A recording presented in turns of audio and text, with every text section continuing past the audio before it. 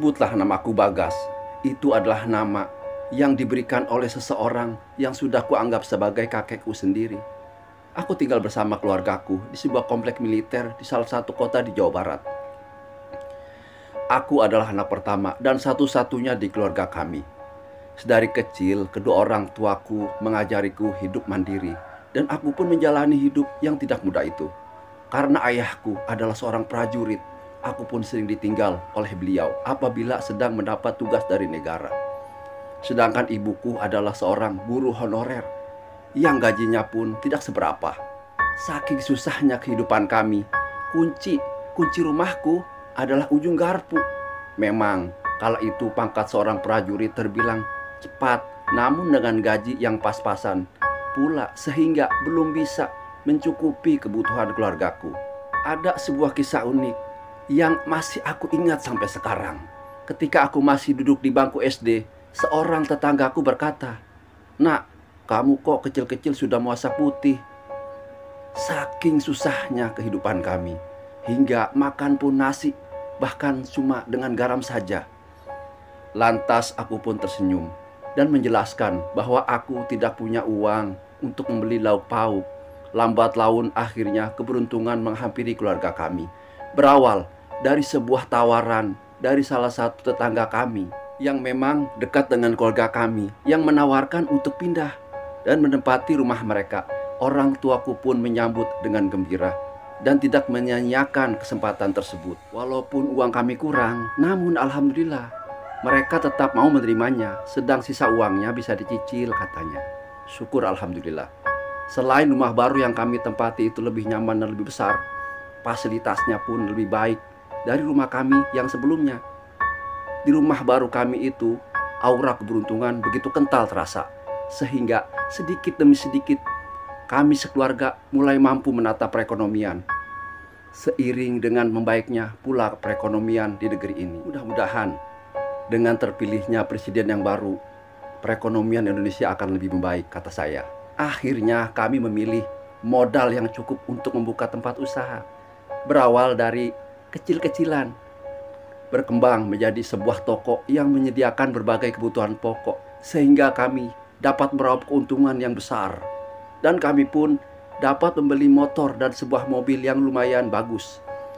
Tiada kata terucap selain syukur alhamdulillah. Puji syukur kehadirat Allah Subhanahu wa Ta'ala yang telah memberikan karunia-Nya yang besar kepada keluarga kami ini. Namun Allah menguji kami sampai akhirnya cobaan itu datang menghampiri keluarga kami. Berawal dari ayahku yang tiba-tiba saja menderita penyakit yang bisa dibilang aneh dan mungkin tidak ada dalam dunia medis. Ayahku tiba-tiba saja merintih kesakitan pada bagian kepalanya. Setelah kami check up ke dokter pun, anehnya dokter tidak menemukan suatu gejala penyakit. Hanya disarankan untuk banyak beristirahat dan minum obat sesuai anjuran dokter. Mungkin kecil diagnosa menyebutkan ayahku hanya mengalami stres ringan. Namun ibuku merasa ada sesuatu yang tidak beres dan janggal dengan penyakit ayahku itu. Dikarenakan penyakitnya itu semakin menjadi-jadi saja dari hari ke hari. Bayangkan saja, keringat muncul deras dari kepala ayahku sampai kain untuk melap keringat ayahku bisa diperes dan memenuhi satu ember. Aku dan ibuku berpikir mungkin ini ujian dari Allah untuk keluarga kami supaya tidak lupa akan nikmatnya. Namun kita sebagai umatnya tentu harus berikhtiar dan minta petunjuk darinya. Ibuku dan kawannya pun mulai mencari kesana kesini obat untuk kesembuhan ayahku. Mulai dari dokter, paranormal, hingga tabib. Namun hasilnya tetap saja nihil. Ada yang aneh lagi. Sejak ayahku terbaring sakit, rumah baru kami seperti memiliki hawa yang teramat panas. Hingga pembawaannya selalu tidak betah di rumah. Dan yang lebih aneh lagi nih. Ruang tamu kami apabila subuh selalu berantakan. Padahal di rumah kami tidak ada tikusnya. Dan semenjak kejadian yang menimpa keluarga kami, banyak di antara tetangga kami yang sepertinya enggan bersosialisasi dengan kami. Bahkan ada rumor yang beredar bahwa kami memiliki pesugihan atau apalah namanya, datangnya entah dari mana. Kami pun tidak terlalu ambil pusing dengan beredarnya rumor tersebut. Yang terpenting adalah kami hanya percaya akan segala kekuasaannya. Dan hanya Allah lah yang maha tahu siapa yang benar. Sampai suatu ketika ibuku diajak teman sekantornya untuk menemui seorang bini sepuh yang rumahnya berada di sebuah kabupaten di Jawa Barat.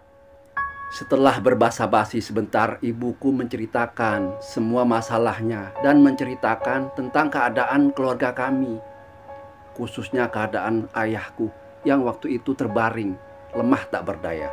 Akhirnya, setelah dari kediaman beliau, dengan berbekal air serta menyan yang diambil langsung dari pohon serta telah diberi doa-doa khusus, ibuku lantas bergegas pulang untuk memberikannya kepada ayahku. Ayahku yang sedang terbaring lemah itu seketika sadar dan seolah tidak pernah terjadi apa-apa. Aneh, ya beliau sehat seperti sedia kala. Sambil berurai air mata, ibuku mengucap syukur alhamdulillah sembari memeluk ayahku. Aku pun terharu dan tidak kuat menahan air mata ini.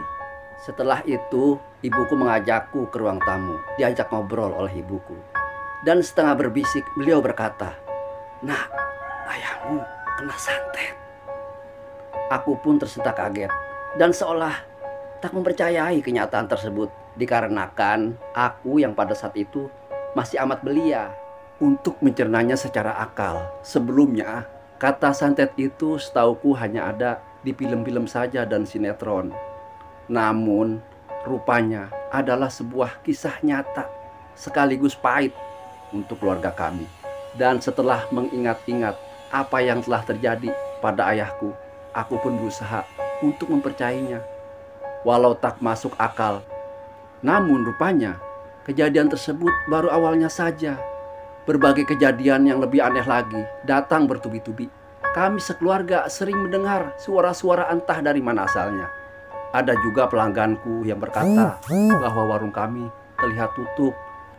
Ibuku tentu saja kaget mendengarnya, karena toko kami selalu buka dan tidak pernah tutup selama beberapa hari ini. Ibuku bergumam, "Pantas saja tidak ada yang beli, anak."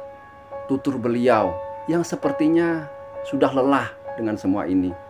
Berbagai benda asing juga sering kami temukan di area rumah kami, mulai dari kembang setaman, air comberan, sampai tanah kuburan.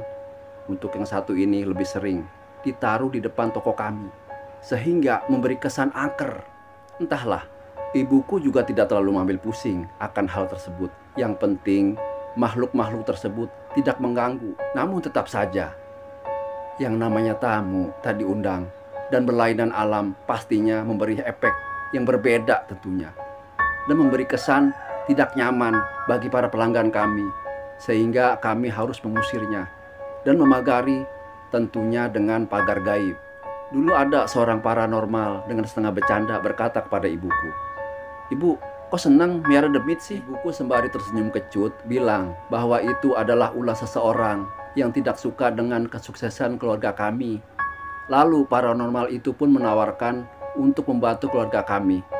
Namun dengan secara halus ibuku menolaknya, dikarenakan tidak mau banyak melibatkan orang dalam urusan kami.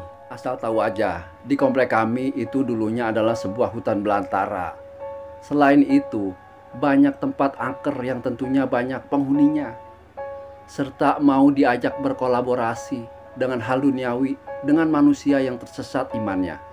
Dan juga sudah bukan hal aneh apabila warung kami dulunya sebelum dipagar secara goib sering kehilangan beberapa lembar uang yang dilakukan oleh tuyul yang memang sengaja ada yang memeliharanya. Bahkan ibuku sering memergoki babi jadi-jadian atau biasa disebut babi ngepet, yang apabila babi itu menggeserkan tubuhnya, maka secara goib yang ada di dalam rumah kami yang menjadi sasarannya akan raib secara misterius. Mungkin saking dongkolnya dengan berbagai kiriman berwujud gaib tersebut, ibuku berkata, "Nak, ibu heran tuh sama orang yang telah buat kita kayak gini.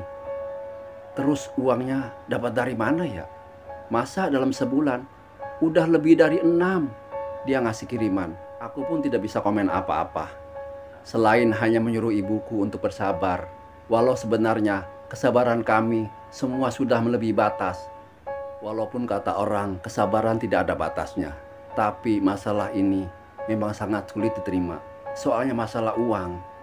Menurut pandangan batin ibuku, memang benar apa yang barusan paranormal itu katakan.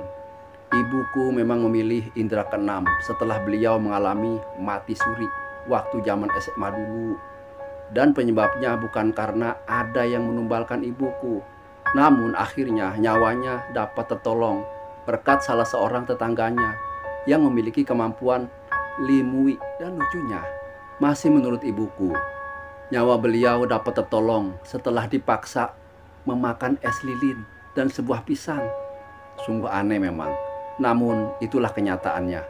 Dan sepertinya kata santet itu sudah tidak asing lagi bagi keluargaku.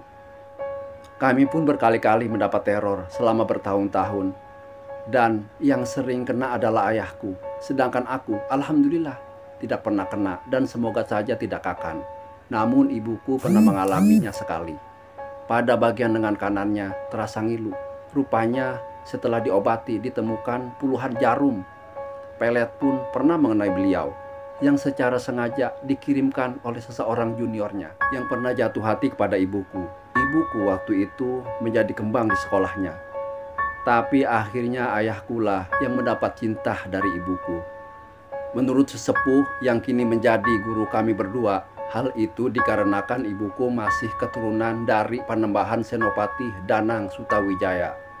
Dia menurunkan seorang keturunannya, yaitu seorang Kuwu yang bernama Mbah Kuwu Tondonegoro yang sekarang pusaranya berada di Magetan, Jawa Timur, yang merupakan kakek buyut dari ibuku dan sekarang selalu mendampingi ibuku kemana saja beliau pergi. Ibuku juga didampingi oleh Mbah Joyo Pelet yang merupakan kakek dari pihak ibu. Setelah para karuhun dari pihak ibu menjaga beliau, lambat laun keadaan jadi berubah. Dan dengan asma pamalik, ibuku mampu membalikan serangan Pelet yang sengaja dilancarkan oleh junior ibuku itu dan berbalik menyerangnya, sehingga dia menjadi stres. Menurut ibuku, orang itu sekarang adalah seorang anggota polisi berpangkat perwira dan berdinas di Jakarta. Itu disebabkan karena ulah koleganya di kantor mereka. Ayahku pun entah sudah keberapa kalinya terkena lagi. Pertama, pada sekujur tubuhnya terdapat harupat atau pasak yang sengaja dipasang secara goib oleh pelaku, supaya ayahku apabila mengendarai mobil mengalami kecelakaan. Sungguh bejat. Pernah suatu ketika aku pun memiliki niat iblis untuk membalas perbuatan si pelaku, namun langsung dicegah oleh guruku dan ibuku. Karena apabila aku melakukan niat jahatku itu, maka aku sama halnya dengan pelaku. Menurut beliau, biarlah ajab Allah yang membalas apa yang dibuat oleh si pelaku. Sepengetahuan kami, sekeluarga, perilaku penyantetan tiada lain adalah tetanggaku sendiri yang memang sudah dirasuki oleh anak cucu iblis. Dan parahnya lagi, dia seorang DKM dan sering menjadi muadzin di masjid yang berada di lingkungan kami. Sungguh tak tahu malu, seakan perbuatan yang selama ini dia lakukan tidak menuai dosa. Demi Allah, beserta segala keagungannya, aku tidak berbohong apabila aku mengingat kejadian yang dulu pernah kami alami sekeluarga. Serasa aku mau muntah, apalagi mengingat perbuatannya dan kedok yang selama ini dia kenakan. Dasar soalim. Selepas lulus dari SMA, ayahku lagi-lagi terkena santet yang lebih ganas serta lebih sadis lagi dari kejadian sebelumnya. Perut ayahku tiba-tiba saja membengkak seperti orang yang hamil 7 bulan. Setelah melakukan kontemplasi sejenak, guruku berujar, "Wah nak, yang begini harus segera diobati. Kalau tidak, bisa berbahaya nantinya." Aku pun lantas segera mungkin membawa ayahku ke rumah guruku, yang juga adalah seorang keturunan dari seorang patih dari zaman Majapahit itu. Setelah dilakukan pengobatan pada diri ayahku secara bertahap, ditemukan sejenis kawat berduri dan benang, lalu pecahan kaca Dan masih banyak lagi benda-benda asing yang seharusnya tidak berada dalam perut manusia. Menurut ayahku, perutnya serasa terbakar dan amat susah untuk digerakkan. Dan menurut guruku, santet itu berasal dari pedalaman di Jawa Barat. Mungkin karena kasihan melihat keadaan keluarga kami yang seperti ini, para leluhurku yang memberikan jimat untuk menjaga diri dari serangan pihak-pihak yang berusaha membinasakan keluarga kami. Dan sekarang bercokol 2 keris goib yang ada di tubuhku dan lapas Muhammad di dadaku. Dan 1 mustika pemberian dari Ibu Ratu Kidul yang kini ada di keningku. Ibuku juga mendapatkan hal yang serupa, ditambah dengan mustika dari mbahku Tondonegoro. Ayahku pun mendapatkan juga benda goib itu.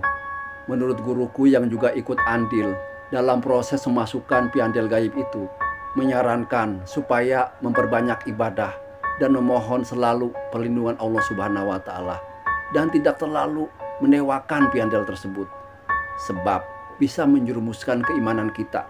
Beliau juga menyarankan untuk selalu wiridan kalimah suci La ilaha illa anta subhanaka inni kuntu minaz zalimin sebanyak 7 kali sebelum tidur, dan membaca ayat kursi 3 atau 7 kali supaya kita selalu dalam lindungannya. Beliau juga menyarankan untuk selalu membaca Asma Pamalik agar kami dijauhkan dari segala macam mara bahaya, baik itu berasal dari manusia dan makhluk gaib. Beliau juga berpesan untuk tidak memberitahukan amalan tersebut kepada orang lain. Waduh, ini jadi kebuka nih amalannya. Takutnya nanti disalahgunakan oleh orang yang tidak bertanggung jawab. Memang sungguh luar biasa amalan ini. Bayangkan saja, orang yang tadinya benci sekalipun, setelah dibacakan sama ini tiba-tiba saja menjadi suka dan iba, serta mampu membalikan santet dan pelet langsung kepada pemiliknya. Ibuku juga menggunakan asma ini untuk membalikan serangan pelet kepada orang yang dulu memeletnya. Dan sekarang ilmu orang tersebut telah hilang. Dan apabila digabungkan dengan sholawat nariyah sebanyak 11 kali, maka namanya berubah menjadi Asma Jamparing, yang artinya panah, yang menurut beliau bisa dipakai memelet orang ataupun lawan jenis yang menjadi sasarannya hanya dalam hitungan menit saja. Pantas saja guruku begitu mewanti-wanti untuk menjaga rahasia ini sampai kapanpun. Terlebih lagi apabila dilambari dengan Asma Saiful Jabar, mungkin yang hanya sanggup menetralisir hanya juriyah dari Kanjeng Nabi saja, Habib. Mungkin hal ini yang menyebabkan mengapa sangat berbahaya apabila jatuh ke tangan orang yang salah. Selain itu, beliau mengungkapkan bahwa santet yang selama ini dilancarkan berasal dari berbagai daerah seperti Banten, Cisewu, Cidaun, Cidamar, Cirebon, sampai ujung Pandang. Namun, syukur alhamdulillah, sampai detik ini kami sekeluarga dalam keadaan baik-baik saja. Sedangkan si penyantet yang tiada lain adalah tetangga kami yang berinisial Y, sudah 2 kali terserang penyakit malaria. Mungkin saja itu ajab dari Allah untuknya di dunia. Kita tidak menaruh dendam. Mungkin karena sudah keseringan. Malah kami berdoa semoga dia mendapat petunjuk dari Allah Subhanahu wa Ta'ala. Semoga saja kisah nyata perjalanan hidup keluarga kami ini dapat diambil hikmahnya. Dan yakinlah pada diri kita sendiri bahwa segala kemungkaran dan kejahatan, baik itu datangnya dari manusia ataupun makhluk Allah yang lain, pasti dapat kita atasi selama kita mau berikhtiar dan selalu minta petunjuk dari Allah Subhanahu wa Ta'ala. Karena hanya kepadanya lah kita akan kembali. Cukup sekian. Assalamualaikum warahmatullahi wabarakatuh.